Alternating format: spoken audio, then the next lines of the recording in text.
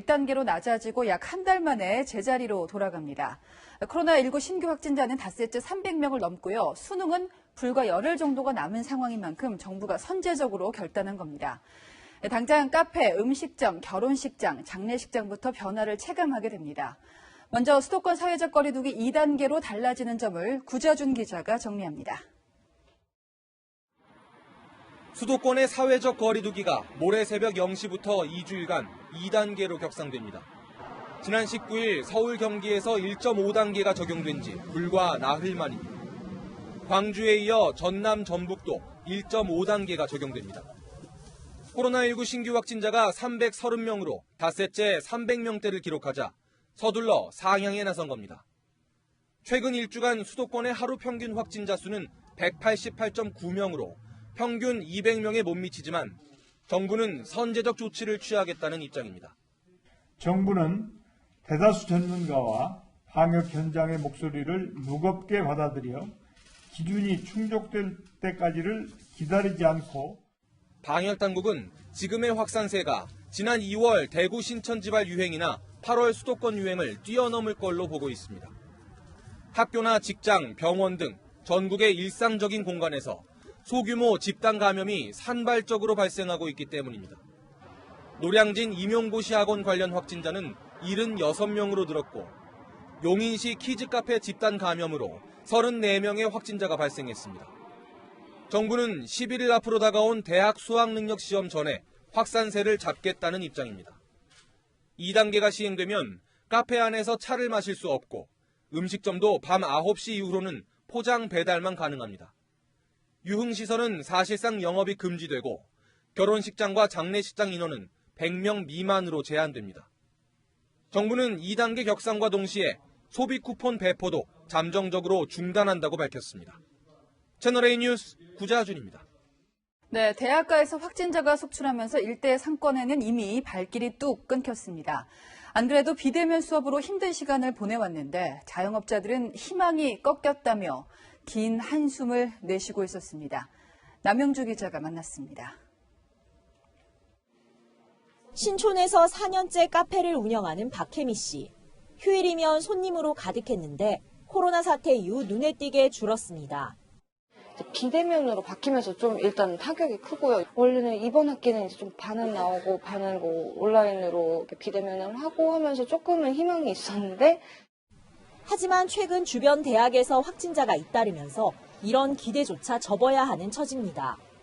이태원 다음으로는 확 이렇게 타격을 받은 것 같아요. 이렇게 콕 집어서 신촌, 뭐 확진자 이렇게 뜨니까 사람들이 기피하는 경향이 있어서 최근 확진자가 늘어난 대학교 정문에는 이렇게 외부인 출입을 통제하는 현수막이 걸렸는데요. 교내 건물 곳곳이 폐쇄되면서 학생들 발길도 뚝 끊겼습니다. 지난 11일부터 17일까지 발생한 전국 대학생 확진자는 모두 71명. 일주일 전보다 확진자가 4배 이상 많아지면서 비대면 수업으로 바꾼 학교도 늘었습니다. 대학가에서 10년 넘게 운영 중인 술집도 학생 손님이 절반 넘게 줄면서 지난 3월부터는 월세를 내지 못하고 있습니다. 학생들이 안 오는데 밤늦게까지 손님이 없어. 사람이 있어야 뭐 집세를 내든 말든 하지. 연말 송년회와 크리스마스 대목도 기대하기가 어려워졌습니다. 크리스마스 손님이 좀 있는데 모르겠어요. 이번에는 이렇게 손님이 없어갖고요. 뭐 운영도 못하겠어. 사회적 거리두기가 2단계로 격상되면서 자영업자의 고통은 더 길어질 전망입니다. 채널A 뉴스 남영주입니다. 네, 한 번쯤은 받아보셨을 텐데요. SNS에 놔두는 가짜 정보가 사람들 심리를 더 뒤흔들고 있습니다. 코로나19 확진자가 몇 명이라더라, 어디서 나왔다더라, 그럴싸하지만 믿을 만한 언론사 정보로 확인하셔야 합니다. 박건영 기자입니다. 지난 18일 대형 병원 내부 공지 형식의 문자가 퍼졌습니다. 인근 대학교에서 확진자 11명이 나왔으니 가정에서도 마스크를 착용하고 병원이 시행하는 거리두기 2단계에 협조해달라는 내용입니다. 문자 내용은 모두 가짜입니다. 같은 날 인터넷 커뮤니티와 SNS에서는 오후 6시 기준 확진자가 412명이라는 글도 돌았습니다. 밤 11시엔 852명까지 늘어났다는 내용도 있었습니다. 하지만 이런 글들 역시 가짜였습니다. 질병관리청이 당일 집계한 신규 확진자는 343명으로 인터넷이나 SNS에 유포된 인원과는 거리가 멀었습니다. 방역당국은 시민들의 공포를 자극하는 허위사실 유포를 멈춰달라고 당부했습니다. 사실 무근의 허위 정보를 유포하는 행동은 방역 활동을 저해할 뿐 아니라 국민 건강과 안전을 위협하게 됩니다. 방역당국의 수사 의뢰로 본격적인 수사에 나선 경찰은 최초 작성자는 물론 악의적으로 퍼나른 중간 유포자까지 처벌할 방침이라고 밝혔습니다. 최근 메신저 프로그램인 텔레그램에서 거래되는 이른바 코로나 명부에 대해서도 수사 중입니다. 식당에 들어갈 때 쓰는 출입명부 형식을 띤 이 문건에는 이름과 전화번호, 거주지와 같은 개인정보 수만 건이 담긴 것으로 알려졌습니다. 경찰은 명부 유출에 가담한 사람들의 신원을 확인해 개인정보 유출 혐의 등을 적용할 계획입니다. 채널A 뉴스 박건영입니다. 네, 김단비 기자와 함께 좀 더 자세하게 알아보겠습니다. 자, 김 기자, 지금 상황이 매우 심각해 보이는데요. 네, 먼저 오늘 브리핑에서 이런 대목이 등장합니다. 들어보시죠. 열흘 정도 남은 수능을 생각한다면 열심히 입시를 준비한 우리 학생들을 위해 한시라도 빨리 감염 확산을 억제할 필요성이 있습니다.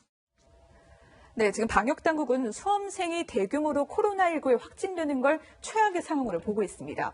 그런데 우리 국내 확진자 추이 상황을 한번 살펴보시죠. 네. 지난 월요일부터 오늘 자정까지 이 꺾은 선 그래프가 내려오지 않고 있습니다. 특히 19일부터 거리두기가 1.5단계로 격상됐는데 네. 이 확산세는 잦아들지 않고요. 오히려 300명대로 올라섭니다. 이 주말 검사 건수가 지난 금요일의 절반 수준이지만 확진자는 여전히 300명대였는데요. 수능을 열흘 정도 앞두고 이 코로나 상황을 통제해야 되는데 네. 현 단계로는 방역의 효과를 거두기 어렵다고 판단한 걸로 풀이됩니다. 그렇다면 이 거리두기 상향을 얼마나 유지를 해야지 확산세가 잡힐까요? 네, 시계를 지난 한번 8월로 돌려보겠습니다. 8월 말 2단계 수준인 이른바 강화된 거리두기 조치가 수도권에 적용됐습니다. 네. 1일 평균 330명의 이 웃돌던 확진자 수는 8월 30일 강화된 거리두기 조치 이후 조금씩 줄어드는 양상을 보입니다. 확진자가 절반 정도로 줄어든 시점이 이 강화된 거리두기 조치가 열흘 정도 지난 때였거든요. 열흘 정도 지나 이 거리두기 효과를 본다고 가정할 때 지금 2단계로 격상해야 수능 전까지 확산세를 잡을 수 있을 거라 본 겁니다. 지금 수도권이 2단계로 호남권이 1.5단계로 격상이 됩니다. 이 네. 두 단계 차이가 뭘까요? 일단 1.5단계에서는 한 번에 들어갈 수 있는 인원을 제한했다면 2단계에서는 9시 이후 문을 닫는 가게들이 늘어납니다. 먼저 노래방과 실내 스탠딩 공연장은 9시 이후 문을 닫아야 합니다. 헬스장, 당구장, 스크린 골프장 같은 실내 체육시설도 9시 이후부터는 이용할 수가 없습니다. 식당은 9시 이전까지만 안에서 먹을 수 있고요. 이후에는 배달과 포장만 가능합니다. 카페 같은 경우 영업시간과 상관없이 배달과 포장만 가능합니다. 이 카페가 지난번에는 유명 프랜차이즈형 카페만 적용이 됐었잖아요. 네. 이번에도 그런가요? 아닙니다. 이번에는 조금 다른 차이를 보이는데요. 지난 8월 강화된 조치 때와 가장 큰 차이는 이번에는 프랜차이즈형 카페뿐만 아니라 음료를 주로 파는 모든 카페가 적용 대상입니다. 작은 규모의 카페에서도 배달과 포장, 테이크아웃만 가능합니다. 네. 만약에 최악의 상황이 되면 2.5단계로 다시 상향될 수 있거든요. 그때 어떤 게 달라질까요? 네, 만약에 이 2.5단계로 상향되면 오후 9시까지 영업이 가능하던 노래방 등이 아예 문을 닫아야 합니다. 교통시설 이용도 제한을 받는데요. 네. KTX 고속버스는 절반만 탑승하도록 권고하고 있고요. 학원, 독서실도 9시 이후로는 이용할 수가 없습니다. 네, 지금까지 김단비 기자였습니다.